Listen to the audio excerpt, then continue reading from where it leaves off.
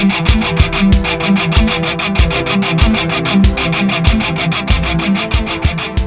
FLYFANS out here at the Avon Park Aero Modelers Club. Maiden day for the plane from Banana Hobby. It is the FLYFANS MiG-25 Foxbat. I just did the unbox, build, and radio setup video, which I'll make go live right before the maiden. And I was blown away with the quality and how the plane felt. I had made mention that my previous two FLYFANS planes, the L-39 and the SU-27, seemed, for lack of a better word, cheap at first, but boy, they made believers that they both handled everything real well, flew real well, went together great. They seemed very, very strong. That was just my first impression, and I want to be honest with y'all. That was not my impression with this. When I took this out of the crate, and the cardboard coffin, I thought, man, this is like a high expensive E-flight plane or FMS plane. You know, the quality's there, the design's there. There was a little glitch in the radio when I went to give it power and everything. One of the motors was cracking, and it turns out just the ESC wasn't hooked up on each of the motors. And I just went in there, took the hatch off, plugged them in, and she's purring like a kitten now. And they're nice and tight, so I'm not concerned about it. And the plane went together really, really well. No surprises. You have to glue on the verticals. Horizontals bolt on with the longest grub screw I've ever seen. And you really have to anchor them down. And they even got a little bit of grease they've put in the shocks or the oleos. And running an AR-620 antenna-less receiver. I'm going to take off in my low rates right off the bat, which I'll probably switch into high, which are basically 80% over 30% expo. Right, left, up, down, right, left. Takeoff flaps. Takeoff and landing flaps. All right, and you know what? Just to be on the safe side, this long pitot tube out front, it just says when we bounce in the grass, we're going to grab it and rip the nose right off. So I'm just going to leave that pitot tube on there for show. So, all righty. Little nervous. New jet, new brand, or new brand to me, and maiden. But I think she's going to be fine. CG is right where I want it to be, which is 125 millimeters back from the leading edge of the root. Timer set for 3.5 minutes. Okay.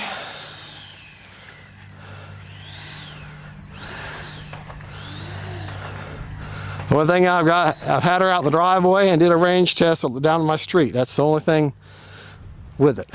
All right, here we go.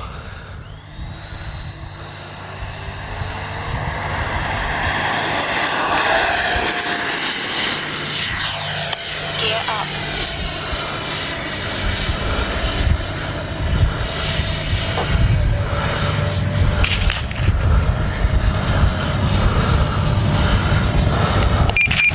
A little bit up elevator needed. Time remaining 3 minutes. All right, we'll switch to mid rates. No. High rate. Go back to low. Go back to low rates. Low rates.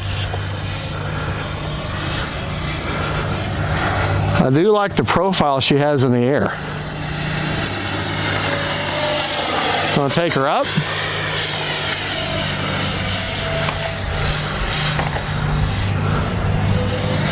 Whoa.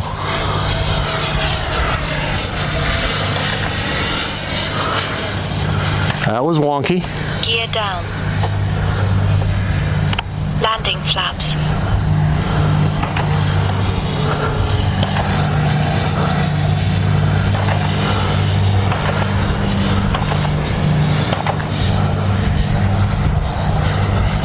Time remaining 2 minutes.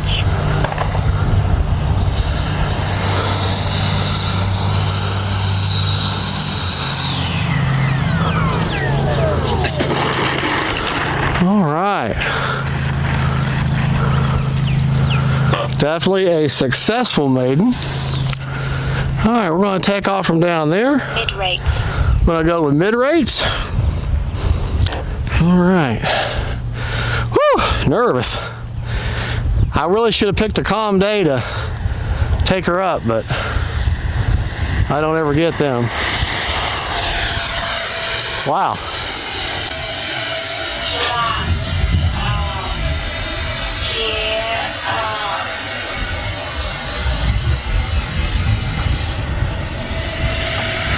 Oh man.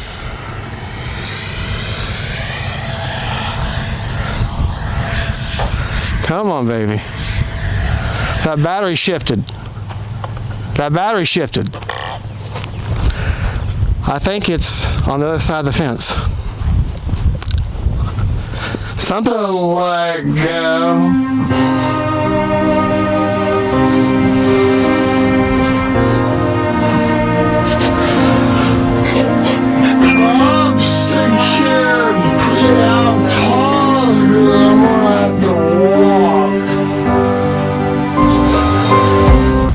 well,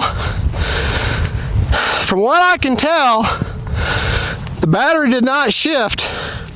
She simply doesn't have enough power. And you saw when she was struggling. And once I lost that positive control, she went down. I recovered a little bit that first time, but first thing you do when you come up on this crash, grab your plane and get that battery unplugged.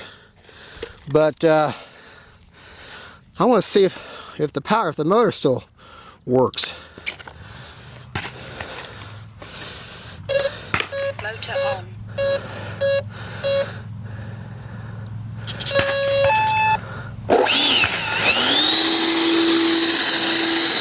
Yeah, neither one of the ESCs are undone, so wings are okay, tail's fine, but you have to glue the rudders on. I could use alcohol to remove them, but a new fuse, nose cone, probably. I wonder if the retracts still work. Well, one for that piece of foam there, that piece of molding. Yeah, gear survived, but folks, I'm gonna tell you, I don't care how good a beginner or experienced pilot you are. Those that tell you I never crash, two things are going on there. One, they're lying, or two, they're not flying. This is part of the hobby, okay? If I want to call this a total loss, I'm out closer to 300 bucks. But I learned something. This plane does not have enough power but then again, I'm not giving it a fair shake. It's an awfully windy day, crosswind, and first time flyer, so I'm not really experienced with how she reacts. And so I'm going to say 45% lack of power, and probably 55% lack of 45, yeah, do my math real quick, 45 or 55% pilot error. Should have picked a calmer day, but once she gets up on step, she was nice and running good. So I just don't think she can handle the wind, doesn't have enough power to get out of her own way. So I still like it, Banana Hobby. I'm sorry I crashed it. You know, I know it's my money, but I'm not trying to be a bad representation, but she needs more power. That's just all it is. More power, I think I could have gotten out of that. So y'all have a good one. Don't forget to like and subscribe. God bless y'all. Don't forget, faith, family, and friends at Underpowered Jets. Bye-bye.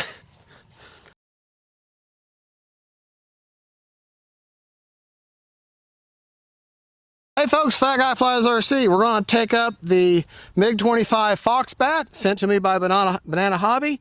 And if you watch my unfortunate maiden and where I crashed her over here behind me, after assessing the damage and reading a little more online and watching my video, I had the CG wrong. I must have misread the instructions. I had it too far, way too far back, and then when at some point I didn't have the strap well enough and the battery went back even further, made me a very tail heavy plane. And we all know how that goes. Tail heavy flies once, nose heavy flies poorly. So now I've got a lighter 4000, pretty well pushed almost all the way forward, and glued the whole front of the half, ripped off. The only thing, and the black on there is covering up my big gap in the fuselage. I couldn't recover all the foam, but everything still worked. All the servos, the retracts, the lights, everything worked perfectly. It didn't even touch the ground, but the whole nose took the entire brunt, actually was in about 5 feet away. I wish I took pictures of the crash. And the only physical part that I had to replace was the steering arm, steering control horn, or the servo arm that controlled the front rudder. And you would think it would strip the servo out, but no, it just broke the arm off. Everything else was there, so I just replaced the arm, glued her back together, did the hot water trick, repainted the top as best I could, and let's see if we can get a successful flight. We're hoping for one. She does still seem to be a little underpowered to me. So, right, left, up, down, right, left. Landing flaps, flaps up. And I broke a flap fixing her because I dropped her in the man cave. All right, actually I'm going to stay out here so I can get a little better visual. So, timer set for 3.5 minutes. Let's see what we can do. She got narrow gear on her.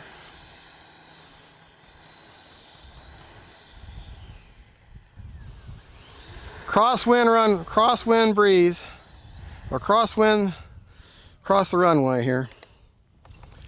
All right. Takeoff flaps. All right. Here we go.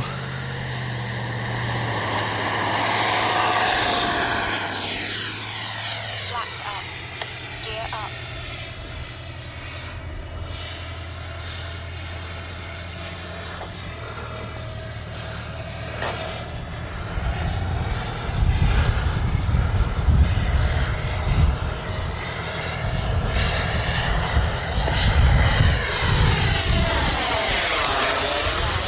Time remaining 3 minutes. Landing flaps. Flaps up. Now I'm running an AR620 antennaless receiver. Enter.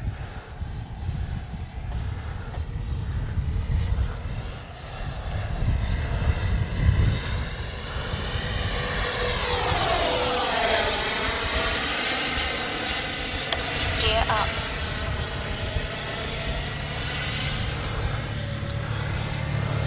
Gear down. Landing flaps.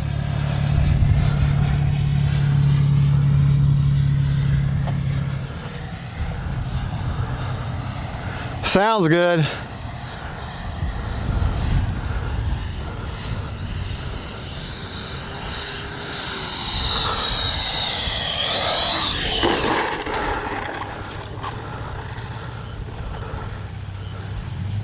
Hey, she's up and down in one piece.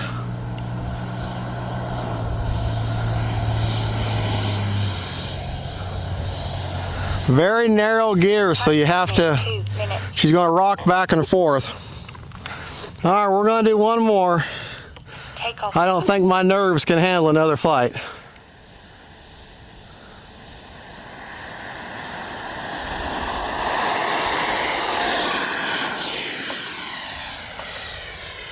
Gear up.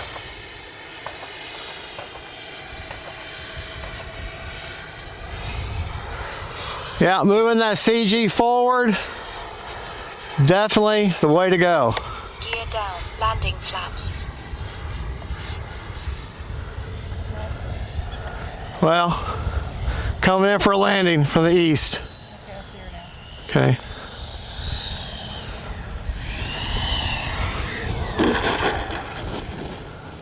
Hey. Crosswind runway, cross runway wind. I'm happy she's down.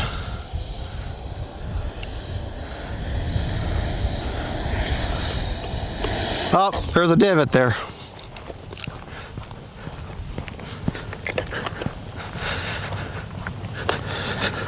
And she's not that light of a plane for a foamy.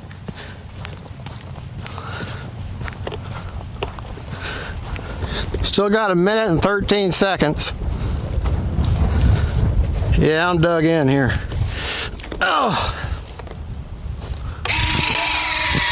Ow. Pinching my finger. Okay. I don't know what it is with a plane when you crash them and you get them back together. They seem to fly better for some reason.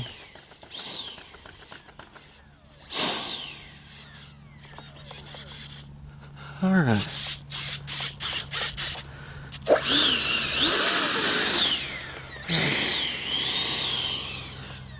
We get her turned around. No, that front gear is leaning back way too much. And I think my hot glue gave. Prop secured. Seemed like she was tracking well. Let's see. Then again, I just got that. Well,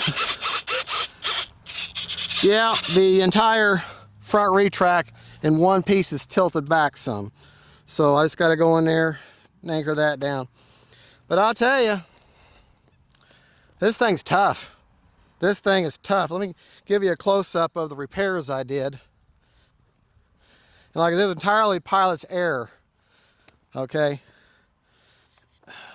I've got popsicle sticks and those real long tongue depressors in there, hot glued in the side.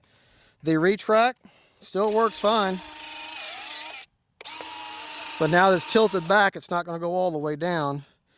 The servo is just glued into its own little bed of hot glue to hold it in, because I didn't have enough structure. I lost a lot of foam, I couldn't find it. But I had too heavy of a battery, too further back. I thought I had my CG right, but if I looked at the video, I didn't check the CG before.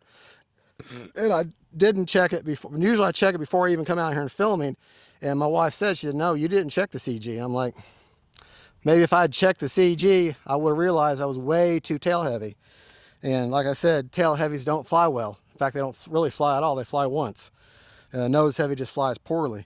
But I got the CG a little further forward, repair that rudder, servo, get the entire retract anchored back down flat again.